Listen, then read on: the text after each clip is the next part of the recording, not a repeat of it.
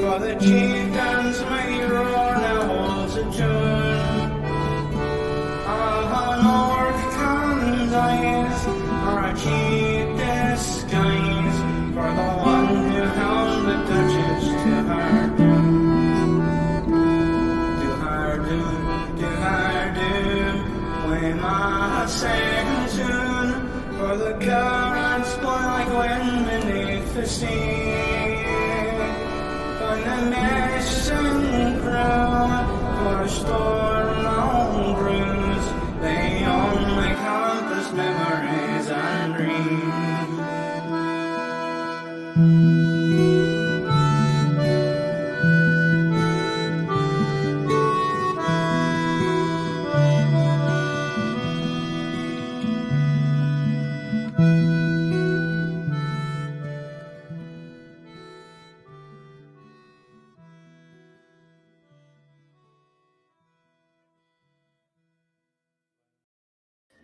All right, hello, everybody.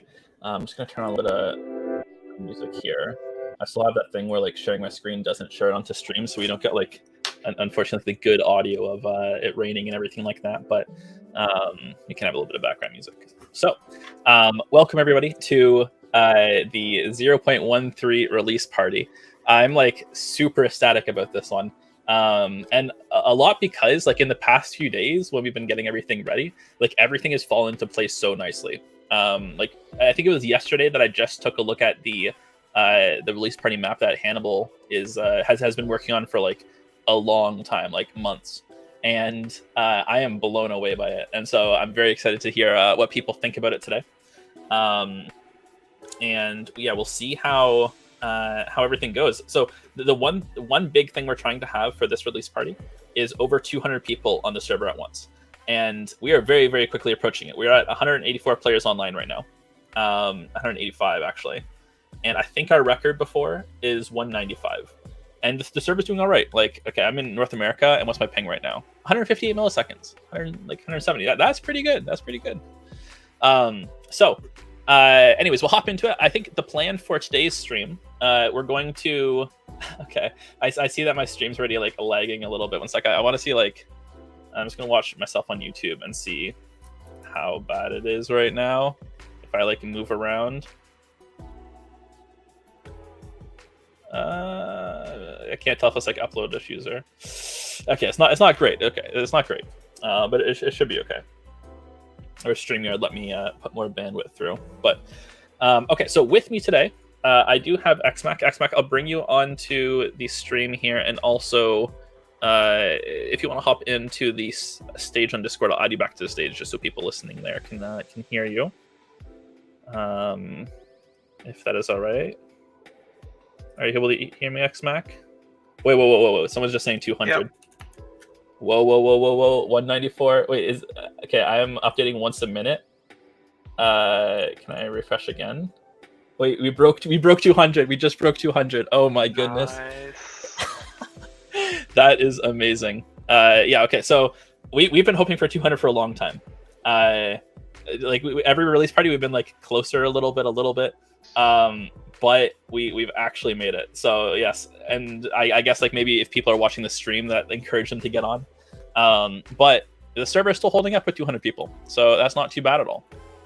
All right, so first thing I will do, I can go location, party, and hopefully it teleports me to yes, the party island.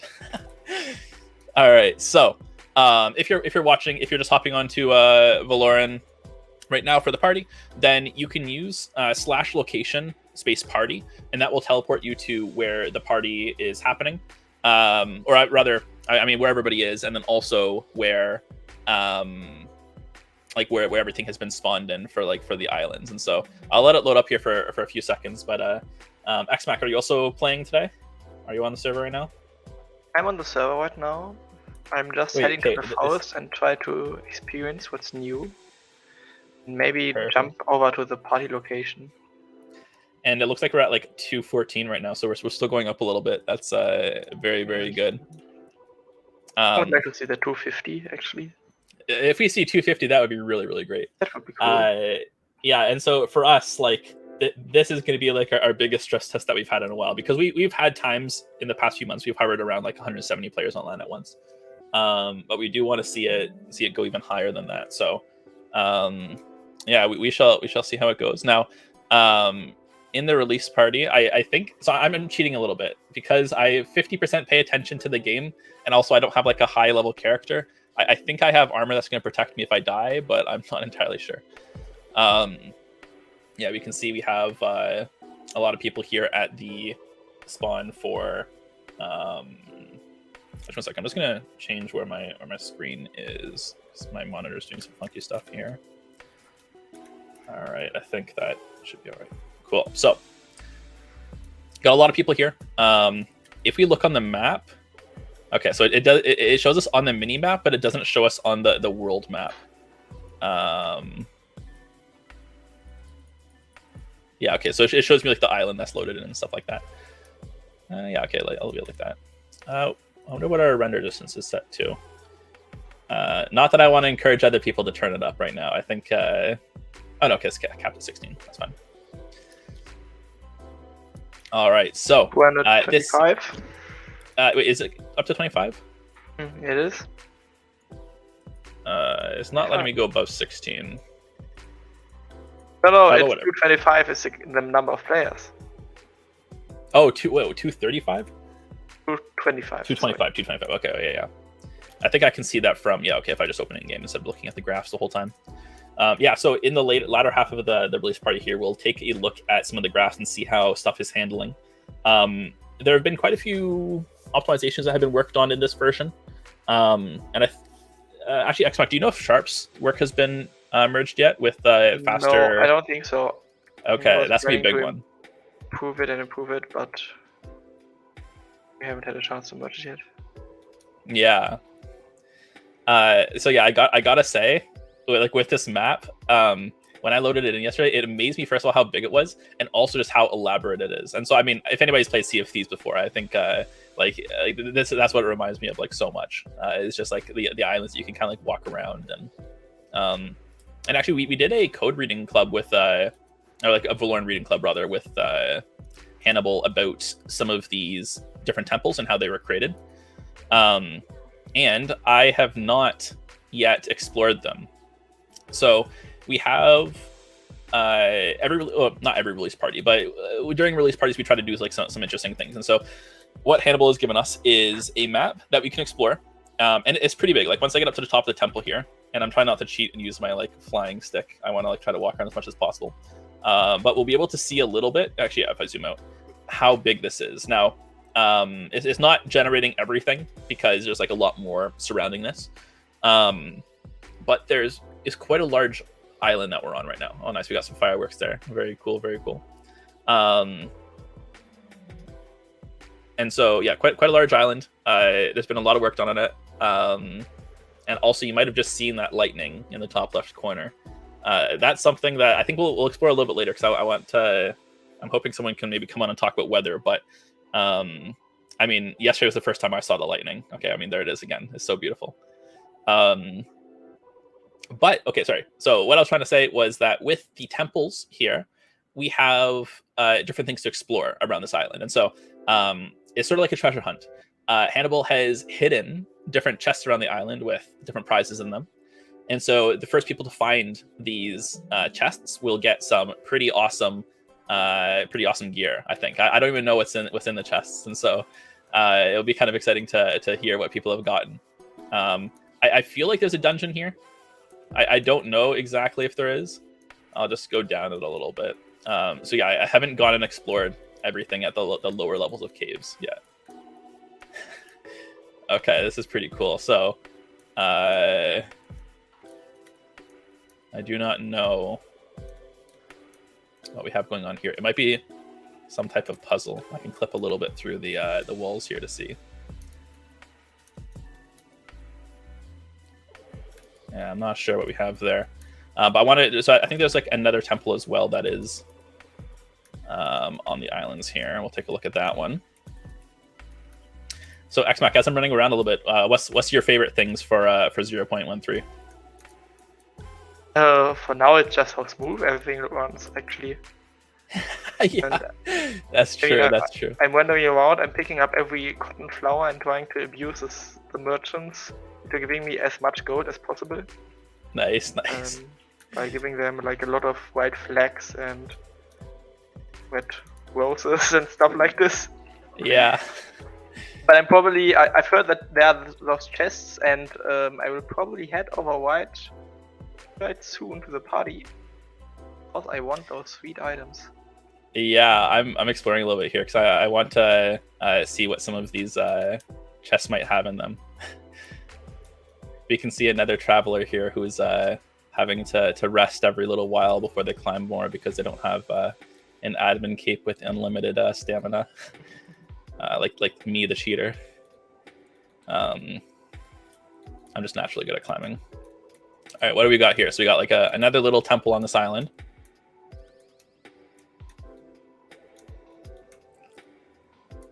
And inside of it, I don't know if there's too much there.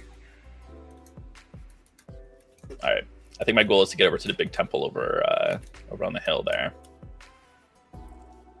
So yeah, when we were looking for like a map to generate,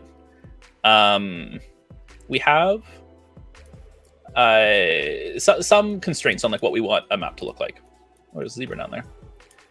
And so, for example, like actually, yeah, here I can just take a look at the map. So essentially, I on my computer I generated like 15 different maps. They all look different. We try to figure out which one works, and we might be switching it after release party. We tend to like make one for the release party and use it throughout that version. But with this map, one of the downsides was when I render them quickly by turning down the amount of erosion that's done, which doesn't portray the rivers properly. It will like show everything as being more underwater than it actually is. And so when I go and build the proper one, there's a lot. There's not as many rivers around the map. And so with this map here, it's all right. Like we got some rivers running into this basin here. Yeah, presumably that's like lower than sea level, and so we got the rivers running into it. But we'll probably generate another one afterwards. So we have the restriction of wanting enough water to be generated. We have also the restriction of Hannibal, like, okay, Hannibal's like, I have a massive map and I need to put it somewhere. And so we had to like find a lake to put it in. And also keep it hidden a little bit so that people didn't know until the release party here started. Also, okay, wait, we're also arriving very closely. We're at 240 right now online. Okay, so we've blown past our previous record. This is amazing.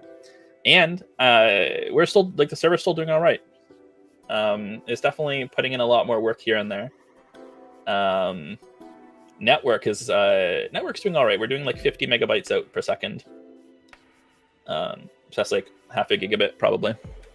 Yep.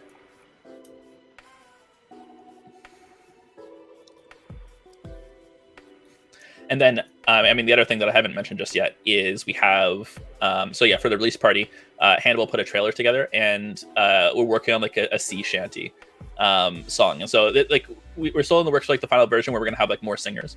Is it already done, or isn't it already done? Because I would love to contribute, and I also know others that just randomly talked about it and I would love to contribute. Is it? What one is? Can we still? Yeah, so I think the goal is that we want to put out the full song that we can like have in game, and so like there's still work on it. I'm like 3 weeks behind on blog posts, and so I need to, like, Christoph wrote this like amazing thing on how to get started with it, and so I just need to like put that out. But yeah, I've heard some early versions, and yeah, okay, so definitely just mentioning the lyrics and the sheet music is done, and we just need more people singing. And so I did like a preliminary recording. First of all, so the first time I heard it, by the person who wrote it and by the person who sung it, I thought that we were taking some other sea shanty and then just like listening to it and then repeating it. But no, like the creator of it, Olnok, actually like wrote it and sang himself, and it's really, really good. I'm like super impressed by it. Oh, fancy! Is it private information, or is this already public yet to know what are the lyrics, etc.? I'm pretty sure it's public. I think we have. Well, first of all, like the channels are public, so people can go check it out, type of thing. But I mean, if we have any singers that are like listening in right now, you can always hop on the Veloren Discord and ask about how you can participate in that. And like this morning, like we put out the trailer yesterday, and it was like stuck in my head this morning. Like I just like love how it sounds with like the instruments and everything. All right, so what have we got in this this cavern? All right, so we got like a 2x. All right. I feel like my voice just sneezed. I don't know. I also want to look at chat here.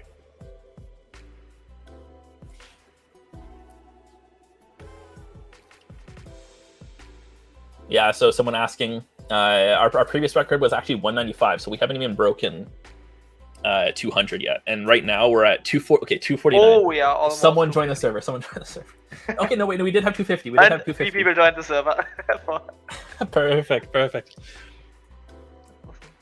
Am I streaming this somewhere? Yes, let me, actually, it's just the same post. I'll post again in the Discord here. I'm just going to mute for a second here.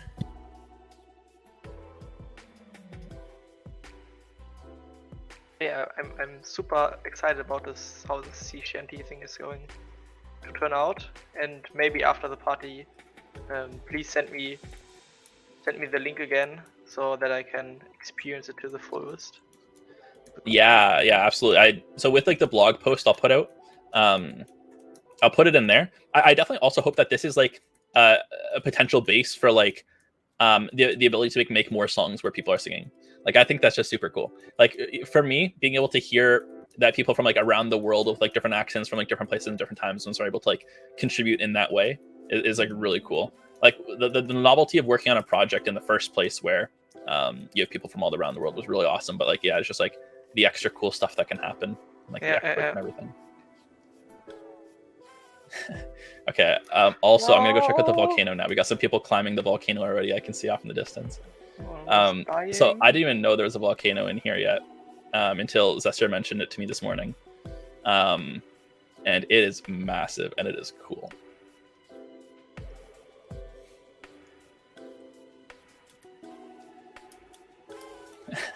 We could also do like a race in a bit. I think like you have to start at the party location and then first person to the volcano or something. I'm gonna cheat a bit here. There we go. There. Fast climbing. All right, so we got the volcano over here. Let's take a look at some other questions. So, can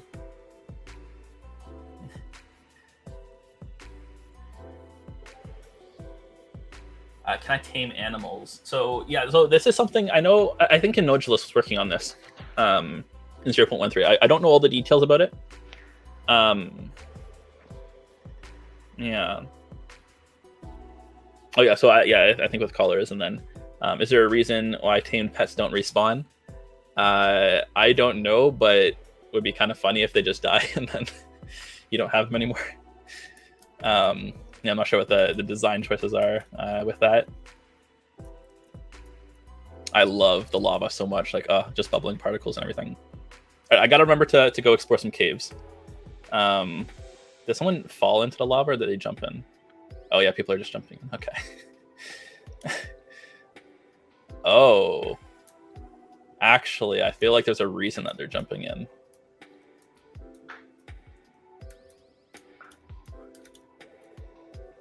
Okay, yeah, so I'll have to message Hannibal and see. All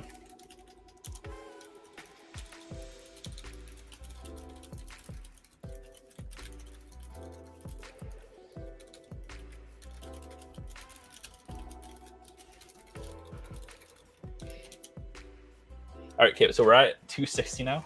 I mean, okay, so if it was possible to reach 300 today, that would blow away any expectation that I had for today. So this morning, like we didn't make like a full trailer just because a lot of people were busy. We might put out like a trailer that shows off the features of 0.13 after. But we didn't do like the big like days in advance telling people that we're gonna have like a release now. And so I was like, okay, like we might do all right with this this release party. We'll see. But reaching 200, I'm like that would have made me happy. That would have been like just that we just need to reach that threshold. Reaching 250 is crazy. Reaching 300, now that would be really something. All right, so Let me see here. I'm kind of curious what's in the lava. Oh wait, no! Oh no! Oh no! I'm not very smart. I guess I didn't have my admin Talbot on actually. I just assumed that I was invulnerable, but I was not. Where are we? We're underwater. Let's go. Location part. No. Location party. Okay, now we are back. Thanks. All right, wait. I feel like I'm still typing or something because my W is not working.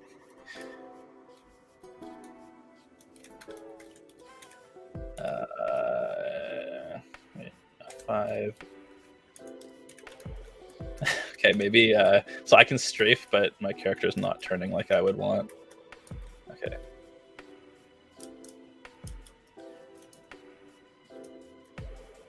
Yeah, 1 second. I'm just gonna log back in. We shall see.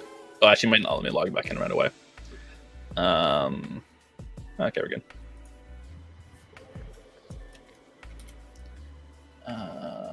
Location party.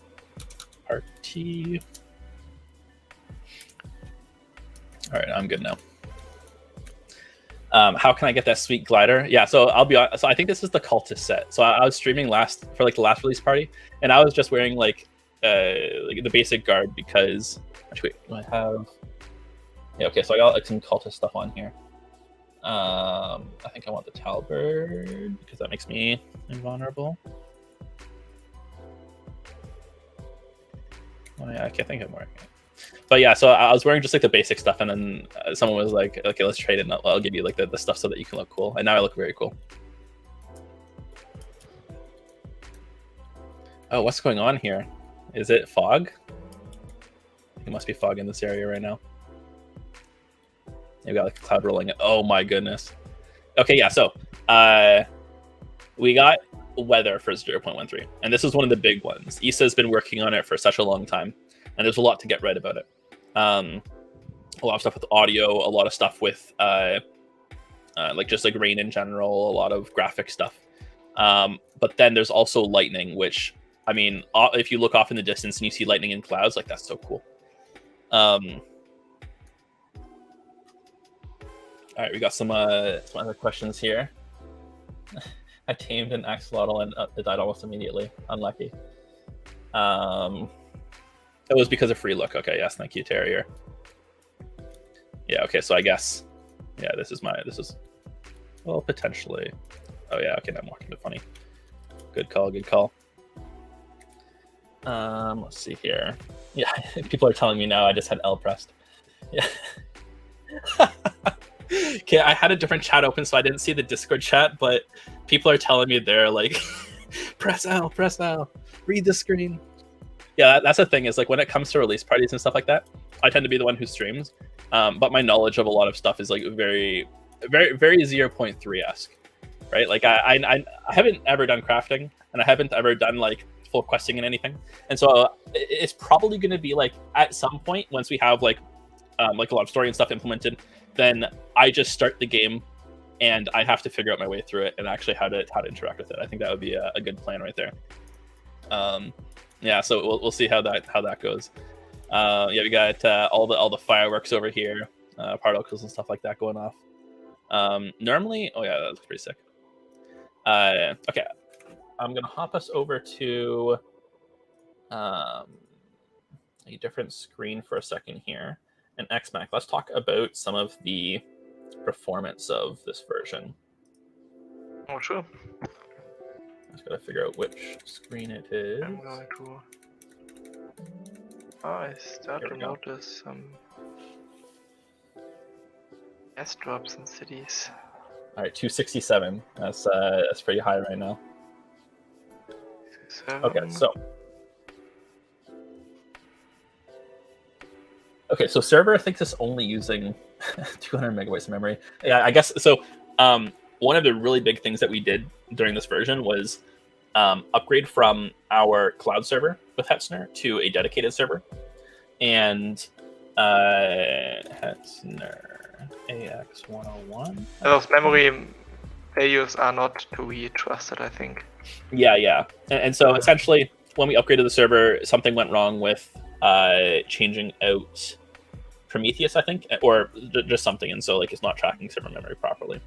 Yeah, let me say I was just too lazy to see this. As a problem, we haven't like fixed that yet, but we're pretty confident that a lot of the memory is like doing pretty okay. The biggest bottleneck for us is CPU stuff. Yeah. Memory never has been an issue in the past.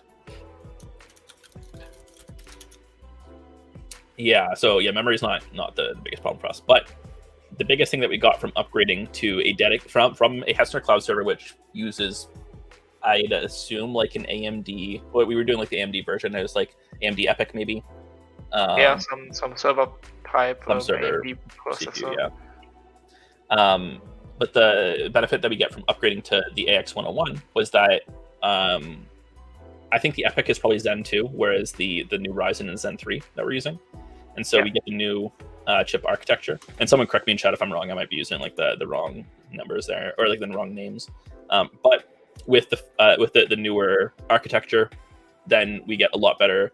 Well, it should be better for like single-threaded processing, which has allowed us to effectively have more players online at once. And so that's sort of what we've been experiencing, is that once we got up to like the 180 number, we're not it's not doing so bad anymore. And right now, I mean, we're like over 250 and we're still doing all right. And so also it's important to say that of course the consumer CPUs of AMD run at a much higher tick rate than the server grade, right? We're probably running at 4 or 5 gigahertz a second.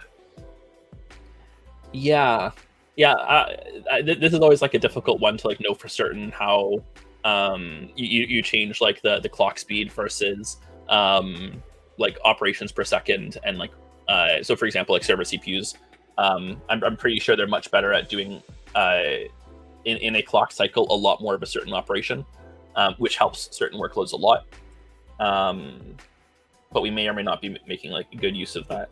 Also, okay, I'm going to change my stream quality to 720 so I can see. Okay, that's not too bad. And so we've been able to know that we're going to handle more players well, but we still don't know what the upper limit of this is. And once we reach the upper limit where we're like, ticks are taking like 90 milliseconds on this CPU, let's say we have like 300 or 350 players, I'm not sure how much it would take. It will, like, we'll have to really focus in a lot more on just optimizing what's going on under the hood. XMac, one question from chat that maybe you can answer. What parts of the code are the biggest bottlenecks? That's a very good question.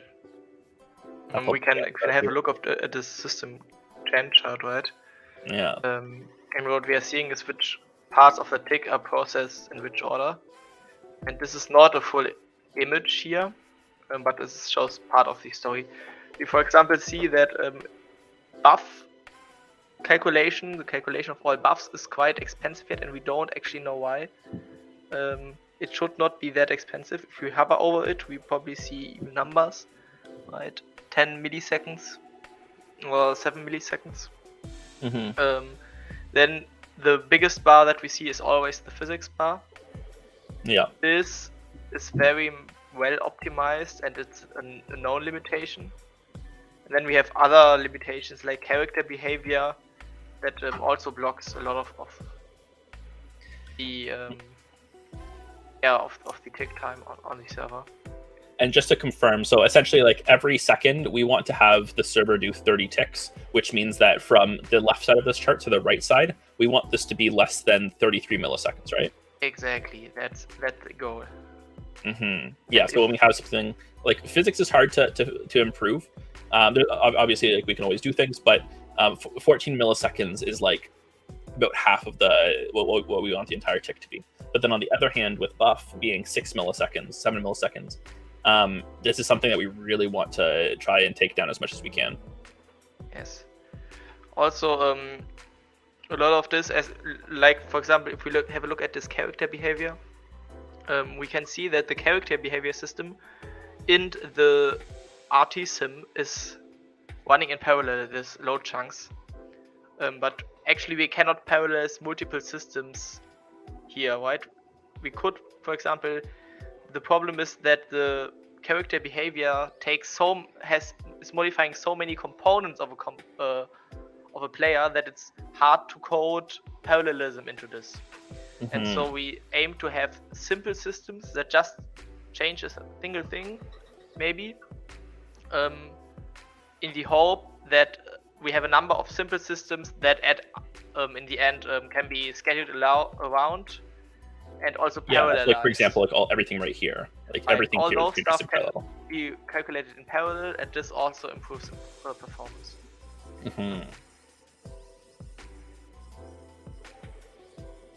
Yeah, another point in chat. I don't understand how a free box open world game can be this awesome. It's because there's a lot of people who make it awesome. A lot of people. We all came from either playing Cube World before, or playing Minecraft before, or other things before, or I mean, just wanting to work on a project and like bringing our own talents and stuff. And so, yeah, it's all about the team. Is the world procedurally generated? So, okay, so this is a pretty interesting one. So if we take a look, actually, let me switch back over to this other Veloren screen.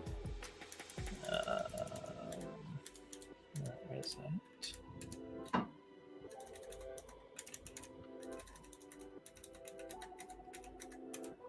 All right, so mountains off in the distance is procedurally generated.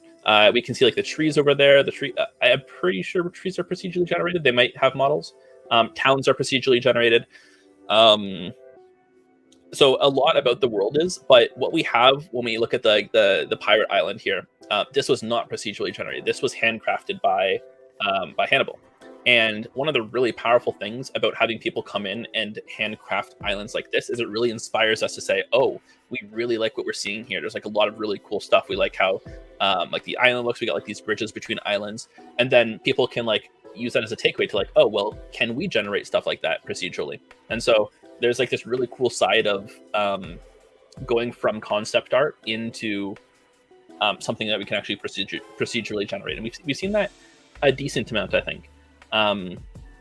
Like in the early days of Veloren, a lot of people were making different concept art of different voxel models and different like like buildings or caves or anything like that. And I want to go and find a cave that we can do a walkthrough because it's very, very impressive what like the work that's been going on of recent with caves. Okay, so let's go and find something. I forget what the symbol for a cave is. Town, dungeon, cave. Okay, cool. So cave is just this one right here. Let's set that as our target. We'll use our cheat wand here to fly across the land.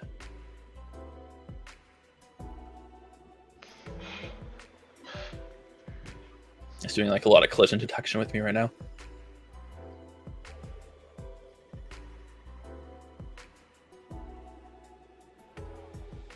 Also, how many players are there right now? 247. Okay. Still holding up pretty well.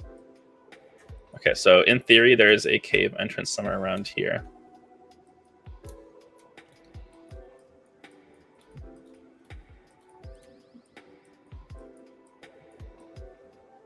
I'm not the best at finding the cave entrances. Oh, never mind. There it is. All right, we'll set our spawn point back to here. Oh, wait, no, I thought that was a campfire. That's not a campfire. That's a very big scorpion spider. We love to see it. All right.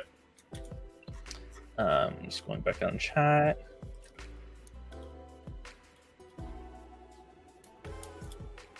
XMAC, a question from chat. If the character behavior system would calculate all the character state updates without write access to the component resources, so all updates applied at once at the end of dispatch, wouldn't it be faster? Yes. So this is thing that might be complex to implement, but might actually help. And it would we work in the following way. Every system, instead of directly modifying the underlying resources, would defer them, writing them to maybe a list, and then later in the tick, this list is actually then just run over. This would also have the cool side effect that we could use that for plugins. We could give plugins access to this list. For example, a list would be contain all the health changes that are done for a player. And rather than directly modifying the health, system would then add a note on this list like decrease player health of ABC by 5. And then if we could give that list also to plugins, and plugins could, for example, to decide, hey, this is an invalid access because the player is actually in a protected zone or something like this. Yeah, and so I think we've seen that before with there's one system, I think the event system, that's what I implemented, was like changing it from doing direct accesses to adding it to, I think, an event bus. Yes. The problem there is the size of the event bus. Basically, it would be a similar thing like the event bus, but we would have like one bus per component. Yeah, and so basically we just want to make sure that we're not doing this optimization when it's not gonna, when it's too small to make a difference. Either that or doing this optimization like in multiple systems in a similar way, or writing something like a framework for it so it's easier for people to implement it that way. Yeah, like we might include this tactic actually into specs itself at some point, maybe. Benefit from that. All right, I feel like I've just arrived at somewhere in the dungeon that is part of the new cave system. We got like this big open room with like a lot of stalactites, I think. I think I can go this way. Oh, I'm being dumb. There we go. Oh my goodness. Oh, that's so cool.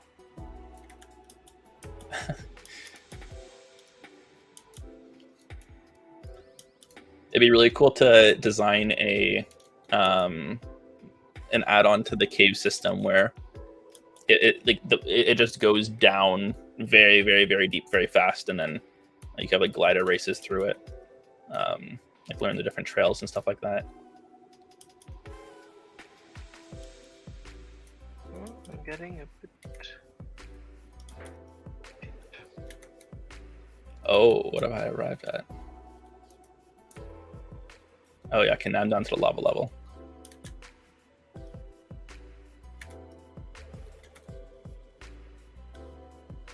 I love the color so much. All right, have I arrived at the bottom? Oh, ooh, I still have health. Okay, I'm good. I don't know which admin cape I need to prevent any damage from lava. Let's just location party.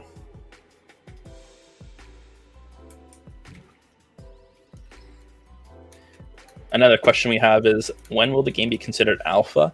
I don't know if you call like our 0.12, 0.13 like alpha necessarily. I think that we sort of have ideas in our own head of like, if we were to break it down to a roadmap, what would need to be done to consider a game like more complete or done.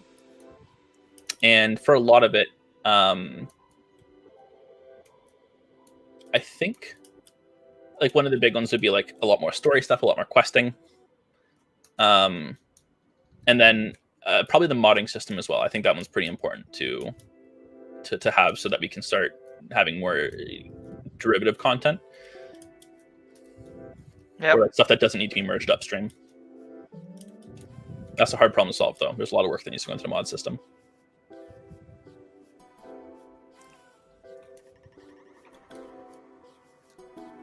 All right, I haven't even checked out the tavern yet. Ooh, we got the chef. I love cheese. Me too. Sorry, I don't have anything to trade. Mamma mia. Alright, we can climb up the stairs over here. Oh, I can turn my lantern off, I think. That's a very bright lantern. Oh, I like this. Everybody's just chilling. Someone's shooting a lot of bows and arrows. Little cafe here.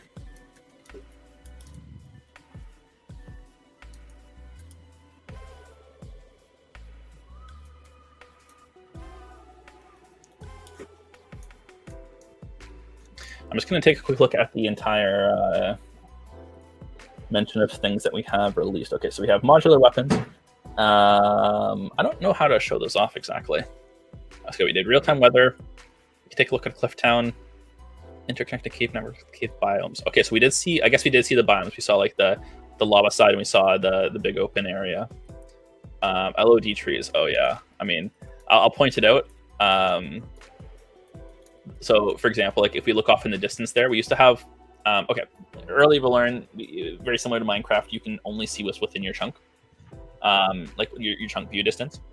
Then after a while, LOD terrain was implemented, and this to me it was like one of the biggest changes that like set Veloren apart from like a lot of other voxel games I've seen, is that you can like see mountains off in the distance, and they don't need to like fully render themselves. They're just meshes. But and actually, I mean, I can sort of take a look at it if we go close right here. So this is like one of the mountains that's very far away, and like the mountains being rendered. But then with this version, one thing that was implemented was LOD trees, and so for example, I mean, you can see that all these trees are like very low poly type of thing, but from the stance of me looking at them over there, it looks so good. It makes it so it's not just like a flat terrain where you can see like color and you can see like the form it makes. And if I went over to that mountain, it would actually be that mountain. But yeah, we got the LOD trees now. Okay, we got more character customization options. So if I make a new character, you're able to see that. NPC personalities, and quite a lot more as well. Oh, I didn't even. Oh no, okay, we did start the release party event on Discord. Would it be fun to create a location in a cave and have everyone go spelunking? Yeah, okay, actually, yes, this would be awesome if we can fly down. By location. That. Okay, so I think Issa is going to go and find a cave location for us to be able to teleport to. That would be pretty cool. Oh, I've fallen.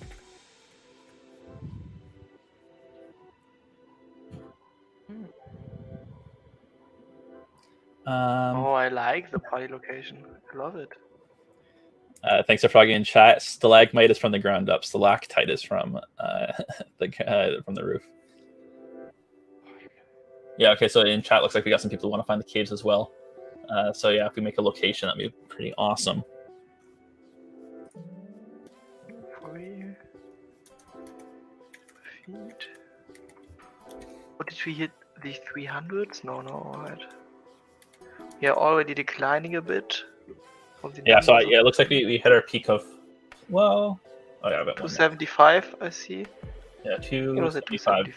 This is fair. This is awesome. This is super. Yeah, it's almost 100 more than our previous score. Yeah, I could never have imagined that. Yeah. All right, Issa's off looking for a cave to check out. Any noobs want stuff for free? Yes, I do. Yeah, I also want to find caves and stuff for free. I created a new character for the party, so.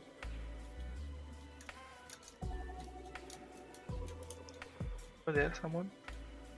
Oh, that's probably already. A red bandana. I've acquired a red bandana.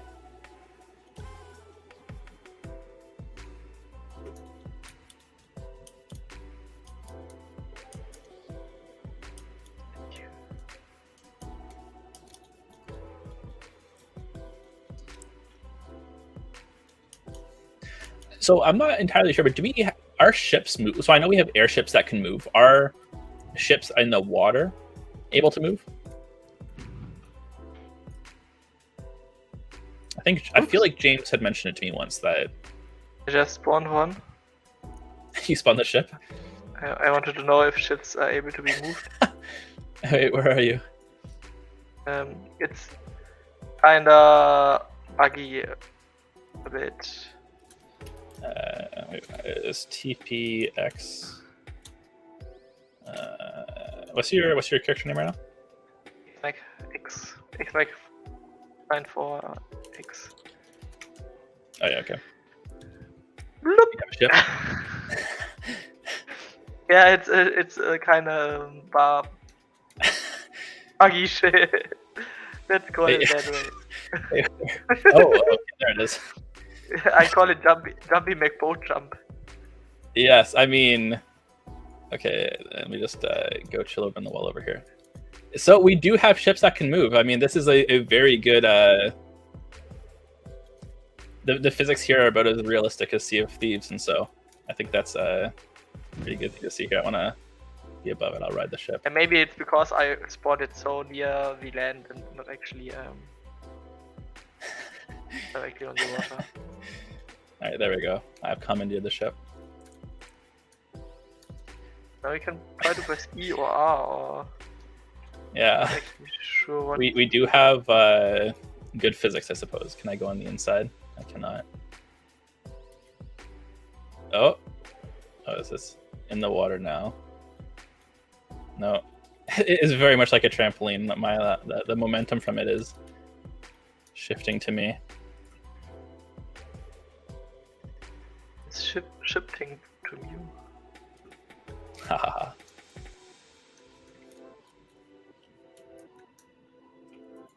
Ooh, someone has an awesome glider.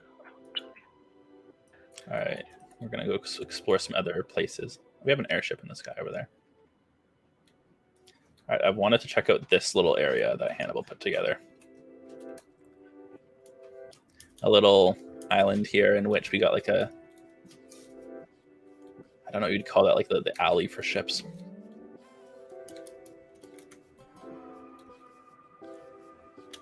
All right, this ship. I think this one's a bit more stationary.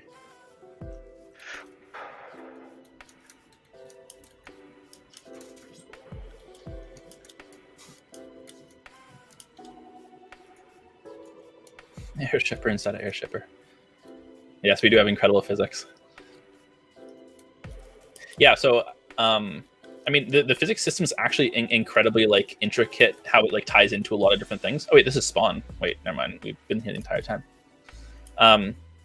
So because a lot ties into the physics system, then we'll see that when like we jump, we like it feels like we're like jumping on the moon a little bit compared to a lot of other games. But that's because it takes into account like actual like gravity that's being like exerted against us, and then also like if you were to be hit with something like a hammer or something like that, it'd be able to apply like proper momentum to us. And I mean, the biggest thing that we get from it is amazing feeling when you're in like using a glider to fly down somewhere. And so if you're flying down a mountain or you're exploring a cave or something like that, like the flying physics in here feels so good. All right, let's go to the airship up here.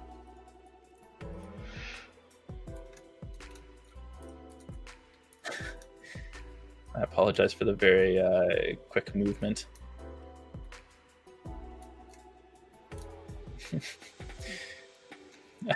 I think someone's piloting this. Yeah, there's a ship over there.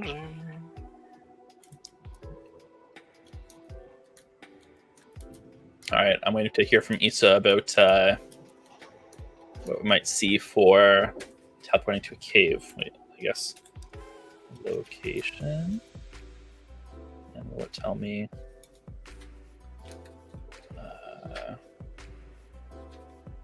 I'm getting traded. No trade, please. That's a pretty nice inventory.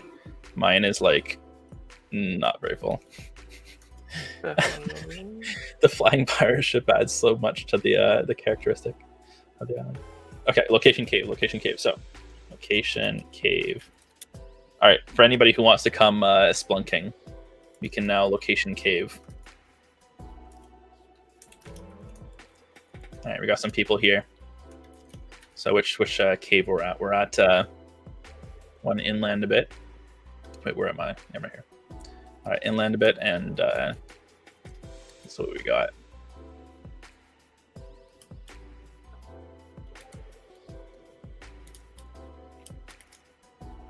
All right.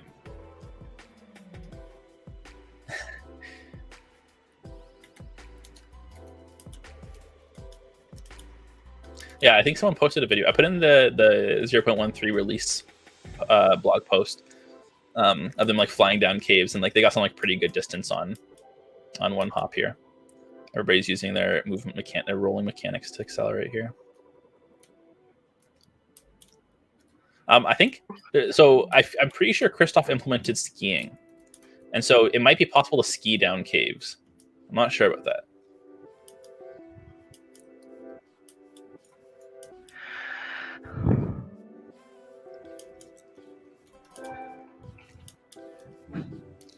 And yeah, also, okay, so my ping right now, 238, so it's gone up a decent amount. Well, okay, no, it's actually fluctuating, so it's not getting stuck at like 200. Ooh, some free hard carapace.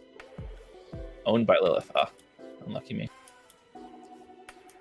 Got everybody in the dungeon going forward. Yeah, we gotta put the people at the front who can kill things, because I would likely die very quickly. Oh, I gotta go check the which chat are we in right now? I switch over to like an admin chat and then forget to come back after and see what people are saying. Yeah,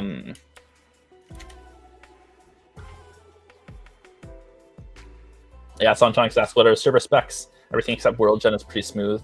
Yeah, so we're running on Hessner's AX 101, which is a Ryzen 9 like Zen 3 CPU, so it's pretty good.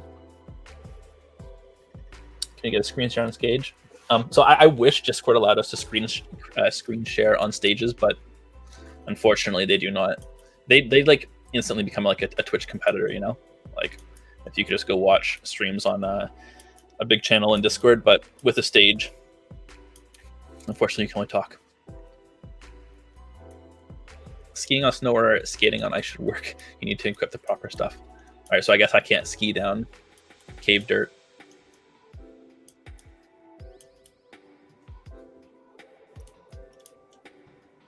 We're in the Nightwell Uplands. I feel like uplands are a term for above ground things, but it's an interesting concept for caves. Is this an update to Cube World or something? Not exactly. So we were inspired by Cube World to start this game, but since then we've taken it very much in like our own direction of what we want to see in terms of a lot of design elements, a lot of combat elements, and just about like the world in general. And so I think one way that that was a good dip right there. One way that we described it during a talk that we were giving was the Cube World's colors are very vibrant and like happy, and anywhere you go is like very, very bright. And with us, like there's still a lot of stuff that's like very vibrant and bright and stuff like that, but it was described as like a much more like visceral look of like a world where like we're trying to simulate like mountains and stuff like that look more realistic to like what we would expect in real life in a lot of ways. And so a lot of work has been done, like a lot actually. Yeah, now that I think about it, I remember writing several blog posts about like color correction and a lot of work that went into figuring out how to make tiles look and stuff like that. And yeah, so there's definitely a lot that has been done to like find our own feel of what we want in like this type of voxel game. And I mean, we also had like a lot of core tenets when we started. Like we wanted it to be like very MMO focused. We wanted to take inspiration, when I say MMO focused, I mean like you can play with a lot of people on a server. You're not restricted, and also another big one was that we wanted to do a lot of exploration into what different simulation we can do into the game. And so obviously like before you spawn into the world, there's already world gen that's been done to create the world.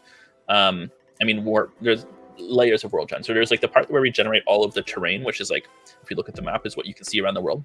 But then there's also layers at, like when the server starts, like if you're playing single player or multiplayer, where it will go and like, okay, we'll look at terrain, find places to put a village, follow all the procedural rules to generate that village in a certain way.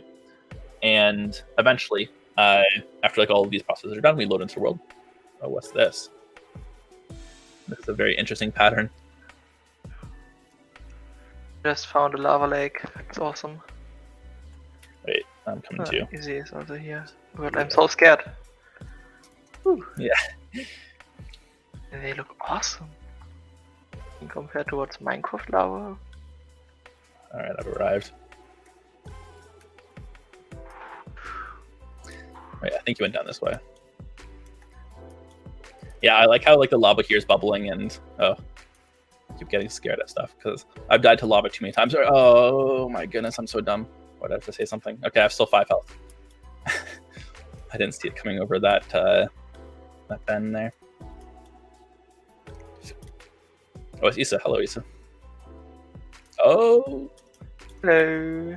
I'm holding the W key and not stopping, and so when lava shows up, then I tend to die. Oh, here's the fighting going on. Yeah. A little bit of combat. If I was just mining. Oh, wait. Wait, I was saying something about... The end of the cave? Cubrel, or no, so we had like procedural generation. Oh yeah, and we want to be inspired a lot more by okay, so we have simulation of like the map when you join, but then on top of that we do there's like several other simulation systems that are going on. So like one of the biggest ones is our economy simulation, and this is why when you go to a merchant, like sometimes they'll have more of something or less of something. You're not just going to go to a merchant and get like default stuff for it always for the same price. And there's like a lot of simulation systems that are in place so that we can sort of see how economies are interacting between towns, and in the future hopefully this will let us do a lot more to develop history. And I mean, with what you're hearing here, like if you played Dwarf Fortress before, like you'll probably be familiar with like this and this idea, and this is like definitely what we're quite inspired by. All right, long jump, and okay, we're good.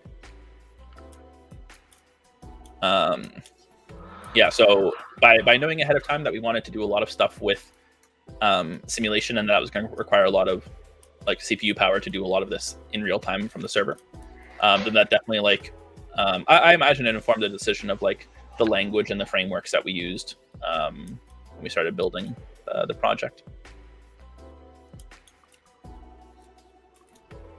There's no directional influence, right? Of physics systems like buoyancy. I imagine there is. I think we literally have an airship move by applying thrust to parts of it. How can I download Veloren? If you go to our main site, which I think should be linked on YouTube/Twitch, Veloren.net, then there's like the download tab there. Someday we'll make it to Steam. I think the only thing blocking us from being on Steam right now is that we need to like make like a non-profit organization so that Steam will accept us. Okay, what's going on here? We got a little path underneath. Oh my gosh, it's so cool. I didn't expect there to be like another cave entrance down here. Yeah, I gotta say, like the work that's been done on the caves has been like always impressive every time I come back. It'd be cool to see like a 3D view of the cave system, like a map or something. Okay, at least I hit that so I didn't fall into lava here. I'll probably die right here.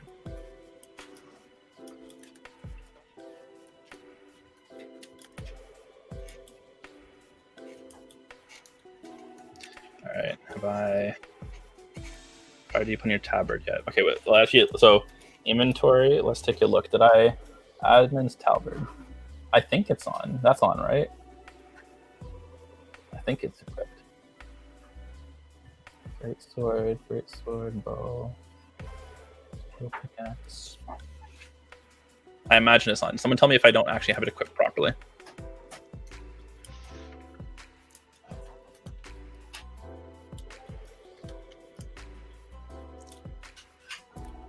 Yeah, I see people in chat talking about how nice the release party map is.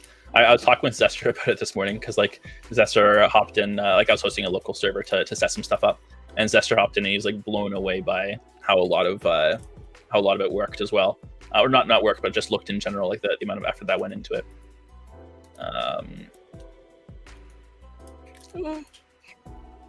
Okay, we die. X-Mac, I'm coming to you. Okay, I kept dying after I respawned. It was a little bit TP X-Mac. You are above ground now.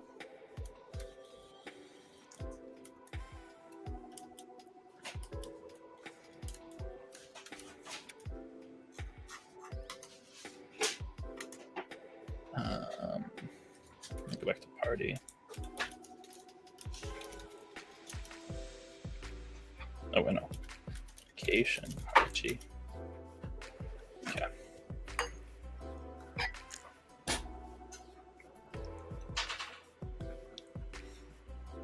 Any plans to continue portals between server idea?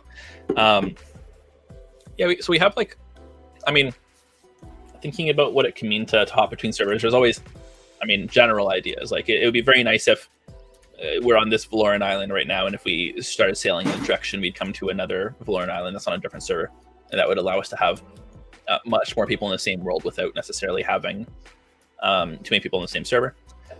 But it would require a lot of thought to figure out how that will work properly. All right, let's go around and explore the island more. I want to see it in its entirety. Are you playing on Linux? I am. I did something messed up to my graphics card recently, and I don't know what, but I'm fixing it by like always running the game with VK AMD something. It's like just something to force Vulkan to use the proper hardware. I think something crashes if I don't do it. So, but I mean, we basically have Linux as the first class operating system for Veloren in a lot of ways, just because so many developers use. Or so many of our developers use Linux to make the game.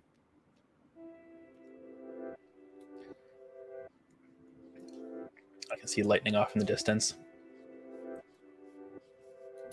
There was some work done on like the volume, so you can't hear it from too far away. But I want to make like look at that. I want to make a suggestion that it'd be really cool if you could hear lightning proximity, or not proximity based, but like let's say I'm like 2 kilometers away. It'd be really cool if I could hear it delayed by however long the speed of sound was from like however far it is. That'd be very cool. Okay. Issa has given me a command to run. Let's see here. Let's go skiing.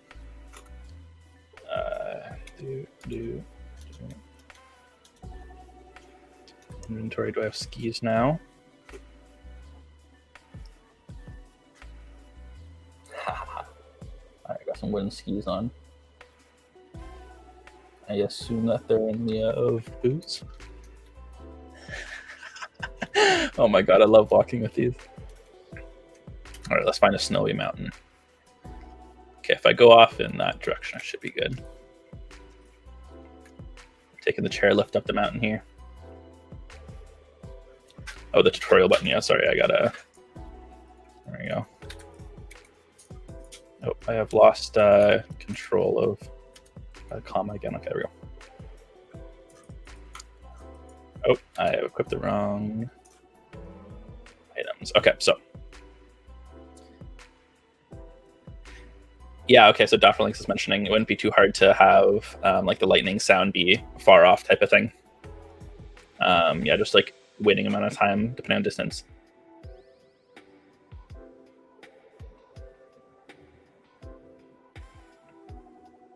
How much game dev knowledge do you think is needed to start contributing? Is it a custom engine? Yeah, so this is a really good question. We do use a custom engine in the sense of we don't use like a different underlying engine to make everything work, but we do have a lot of different maybe you call them frameworks / libraries. Like we use WGPU for our graphics, we use specs for our entity component system, and this definitely gives us a lot of benefits when it comes to not having to implement everything from the ground up and having like a good ecosystem to work in. All right. Do I have to do anything to use the skis in general, or do I automatically slide with them? I'll let someone tell me in chat here.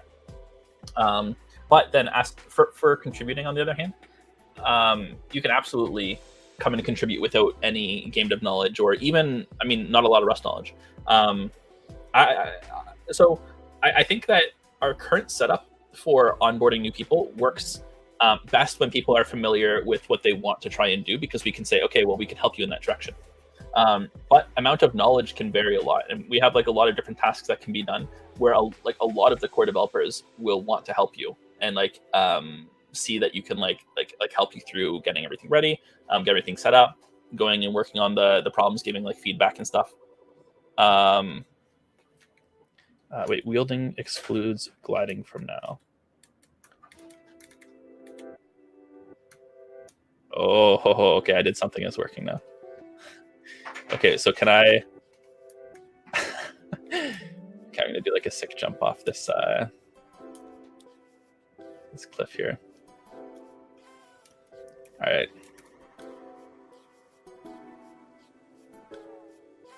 All right, we can... Okay, I didn't take too much damage, that's good. Yeah, so I guess, yeah, so some of these snowy mountains are doing pretty well for it. Okay, the physics prints are working pretty nice. I'm taking a bit of damage here and there, but, you know, not too bad, not too bad. Yeah, and this is a good mountain for it, too. It's, like, very, very tall. Just gotta make sure I'm hitting the snow patches properly. I'm certainly not watching where I'm going.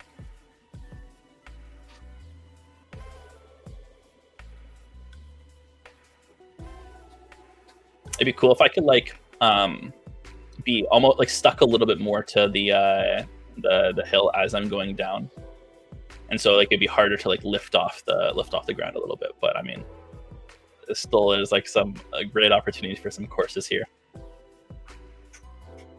I really like just falling off a cliff. I think that's a great addition to our skiing ability.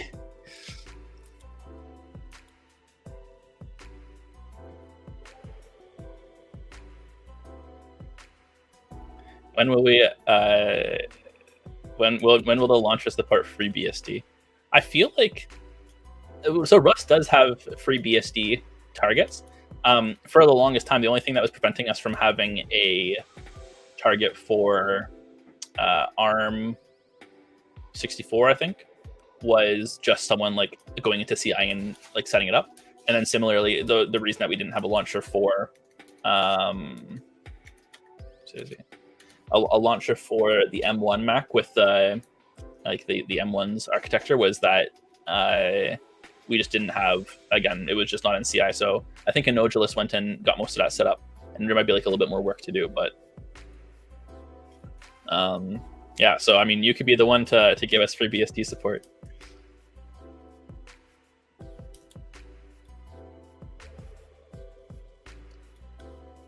What made me guys choose WGPU and specs over Bevy? So the biggest thing was that when we started the product, mid 2018, Bevy was not released, and neither was Legion, neither was a lot of other stuff that you would see in like the ecosystem nowadays.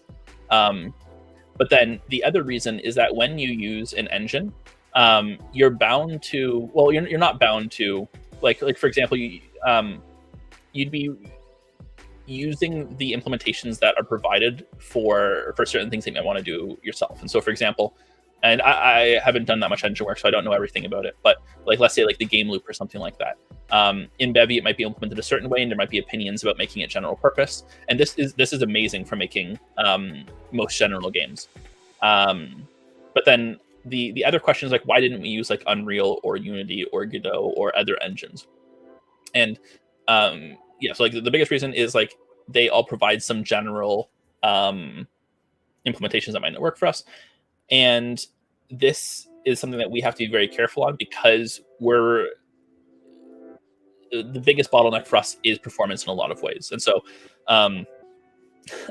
when you have the server running, and I mean, like, server is different than client and everything like that, but when you have the server running, and I actually no, actually, let's talk more about the client. So with the client, we need to render as many chunks as we can on lower end hardware, and that's like very specifically our requirement. We don't want to do stuff with special meshes that and like animations that like are done in 3D games in different ways. But then with being able to implement everything ourselves, we have a lot of control over all of this. And so I don't think we couldn't make it in web, and I don't think that we would necessarily it wouldn't be a guarantee that it would be slower or worse in any way. But it would, if we did want to use Bevy or wanted to use some components from different ecosystems, it would require a rewrite of a lot of things. And so, how is performance, by the way? Yeah. So, I mean, just like on the topic of performance, the client tends to work pretty okay. I think that there can still be a lot of work done to have like just graphics improvements that are like sane, or like sane batteries included for different systems. So, for example, I was doing some, like, we were running it on the Steam Deck and taking a look at how it was running, and it was 60 FPS in most places, but like 40 in some other places. And so it'd be like, if we had a release for, or if we made like a specific profile where we know it runs at 60 FPS on a Steam Deck because it has like some lower graphics in this area, and the view distance is set to a certain amount or something, then that would be like a pretty good way to go. But then on the server, on the other hand, this is really where like a lot of performance time goes into, is figuring out how we can make server ticks faster with a certain number of players. And like right now we have like 200 players online right now. I'm gonna fly towards another mountain that we can go down. All right, let's go here. Yeah, so performance is pretty good. I mean, from the end user perspective, like most people can get 60 FPS. It doesn't require like crazy graphics cards, but we still want to make it more accessible to people with lower end hardware. Okay, yeah, so a good question. I think I've seen it in chat, but if I wanted to make meme cosmetics for Veloren, how would they get added to the game? And so with stuff that's added, like different voxel stuff, it's pretty much up to the leads of the like the SX team to get stuff merged and make sure that it's okay. And I mean, it's really like we trust them all, like we trust certain teams for like making decisions. And so, for example, like I haven't really had much input into a lot of either like, let's say, like game design or different like aesthetics and cosmetics and stuff like that. But I love what comes out. And so it would be up to these teams to allow it. But then I think the better way to look at it is, how could a system be added, like a mod system, where you can create whatever asset pack you want and it goes to like an asset store, and then you can have like, you'll end up with Skyrim where you have like the boss like dragons or crabs, you know, and like that would be pretty cool. But I think it requires like a bit more work into thinking how the system should work ahead of time. I have to drop out. All good. Well, thank you for joining XMAC. Any specific question that is regarding to me where I can help? Otherwise, I will probably be offline. Everything went quite smoothly. I think you wrote a blog post that I haven't put out yet. I feel like it was about, I don't remember what it was about. I don't know if it was networking. Physics. New physics. What part of physics was it? It was about the part of physics that it's server side, but it's not laggy. Oh yeah. So are you doing work on that right now with like the multiplayer system? Actually not. Actually, I try to reduce the errors we have in our current physics implementation, and especially in our current what is it called? What's friction models. But as soon as this is resolved, I will probably be working on this, and I will probably try to contact Xware and also work with them together. Yeah. And so for 0.14, like what are some maybe like things we can expect to maybe see on this front, like improve physics client server, or I would hope that this could be ready for 0.14. It would dramatically improve physics and also net coding, and it would also help moving too quick. But it would not help moving too quick, but it would improve the advantage we would get from a system like Quick. Okay. Yeah, that makes sense. Yeah, well, thank you very much for stopping by and telling us a little bit about some of the behind-the-scenes stuff that we're seeing. And I guess I'll catch you. Well, I guess tomorrow we have a meeting for. Tomorrow I will be available. Yep. Everyone Yeah. enjoying the party. Have fun. Cheers. I'll see you. Bye-bye.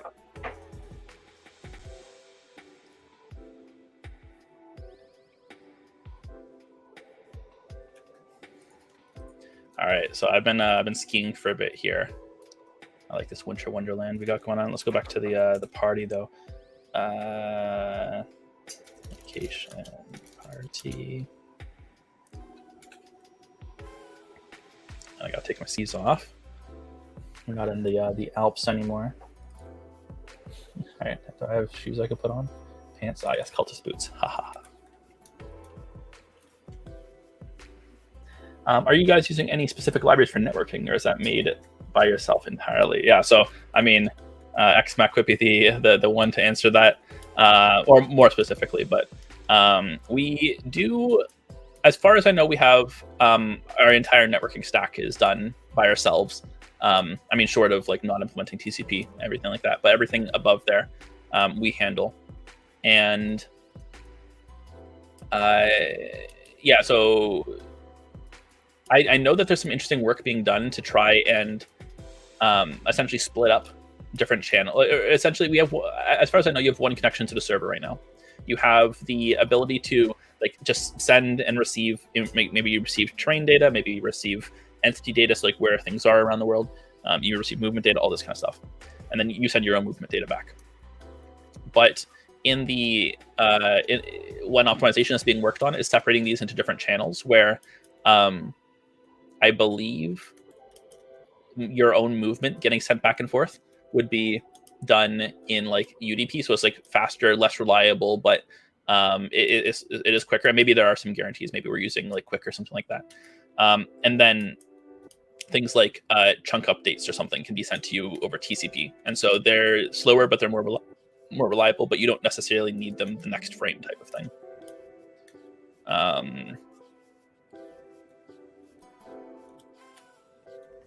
Yeah, so that's as far as I know, that's some like the cool stuff that's going on with our networking. Oh, what's this? What's this? Okay, we got a query over here. Is there a cave down here? There is not. Maybe.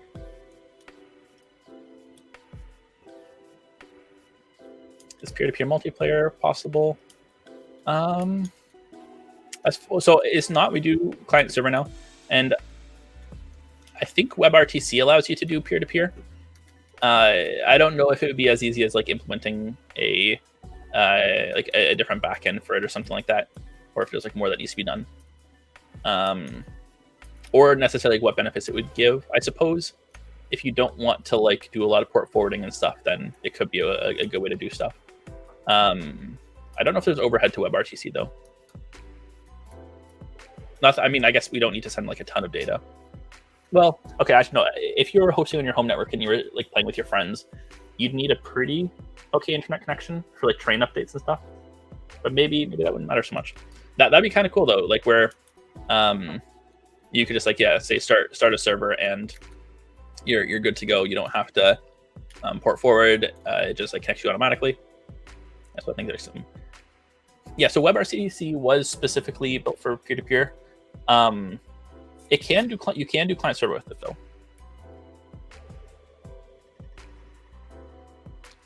I guess, yeah, I think Discord uses WebRTC. Like if you're on desktop client is technically a web browser. Electron moment.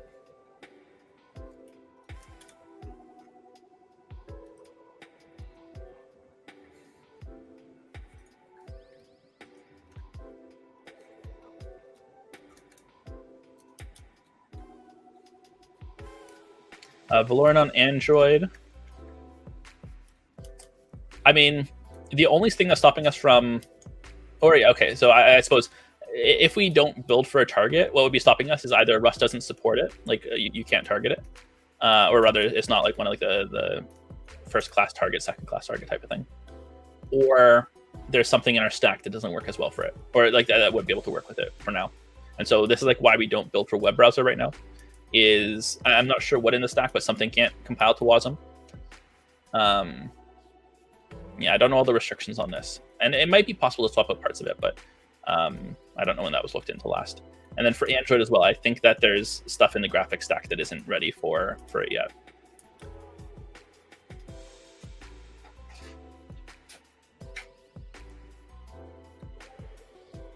Yeah, the web RTC stack goes way over my head. That's what I've heard about it. Is if you need to implement it from scratch, or you don't have like a server that's just going to do everything for you, and you just need to use some simple API, then there's a lot to it that is like more ugly. It's like diving into like, you're like, oh, Vulkan is like just like a nice graphics API, and then you have to like draw a triangle, and suddenly it's 1,000 lines. And so, yeah, it's an interesting beast. All right. Oh yeah. So Isa points out, nothing stops. So in terms of like making your own cosmetics, or I mean, doing any of this stuff really, nothing stops you from forking Veloren and making like hosting your own server, making a whole bunch of meme cosmetics and stuff like that. Of course, like we do have like the GPL3 license, so you'd have to keep it open source. But that's like one of the beauties of with open source. Is just if you want to see something, just do it yourself.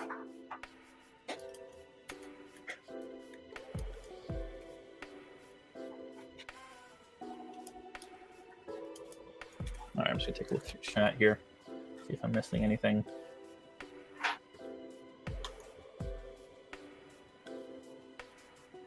What did it say? Some stuff.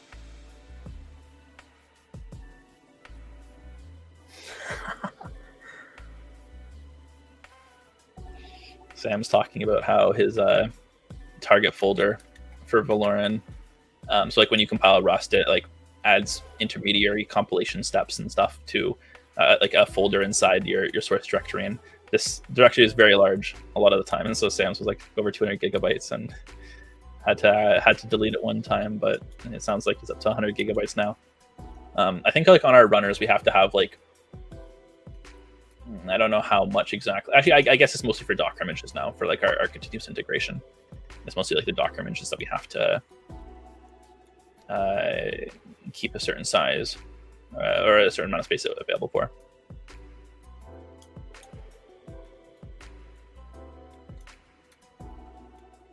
Oh, it's a crocodile. That's not a crocodile. It's a salamander. That's what it is. All right, I want to do some swimming over here.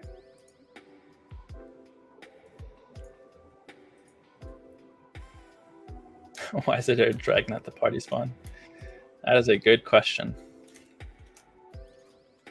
Where's that? At the tavern.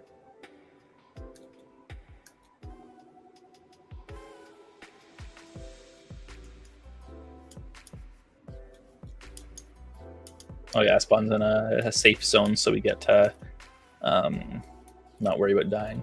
Yeah, the bigger question is what's the ship doing over there? I mean, it's still retaining its momentum. It's still going.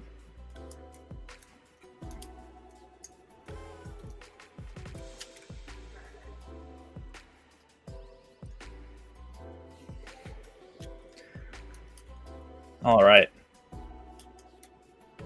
I think we'll probably call it soon for the stream here. Of course, like we'll have the release party map open for like a few days, so you can always keep exploring it.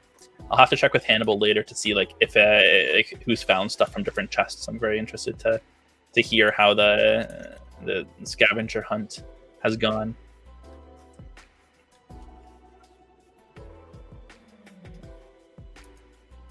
Yeah, someone else mentioning their target folder tends to be the largest folder on their PC. There's like a cargo plugin that allows you to it just like recursively searches through everything in a directory and sees if there's any cargo things inside of it, and then we'll automatically like delete everything.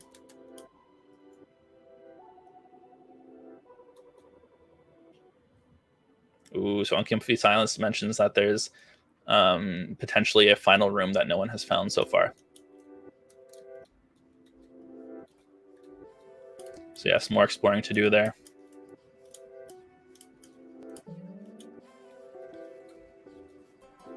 All right, we'll go up to the top of this temple and then we'll call it there. Yeah, okay, so what are we at right now? We're at 204, so we're still over 200. That's pretty good. We tend to see, like, after a release party, it goes down to about like 75% of the maximum amount of players online. Well, maybe fluctuates, I don't know. But like, yeah, for like the next few days, we'll probably see quite a few players online still, which is always great. All right. Yeah, not bad. We love the ship. Peaked at 271. I feel like I saw a higher number than 271. Let me look at last hour. Yeah, 275, 270. Last 3 hours. What do we got here?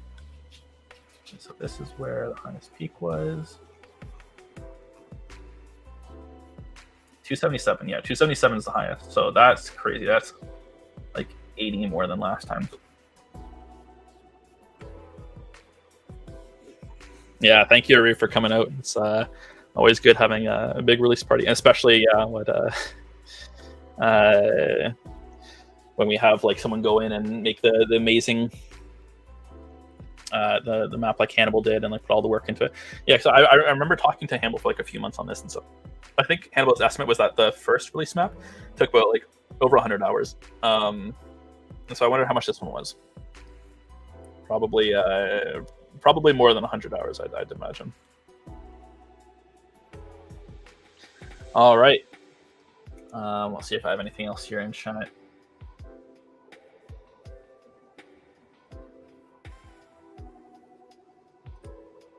I don't think we got anything else. So thank you, Roy, for coming out today. Yeah, I guess we'll either see you at the next release party, or if I get my schedule back for streaming more Veloren reading clubs and stuff like that, then hopefully we can see some of those. And yeah, so thanks for celebrating 0.13, and we will catch you next time.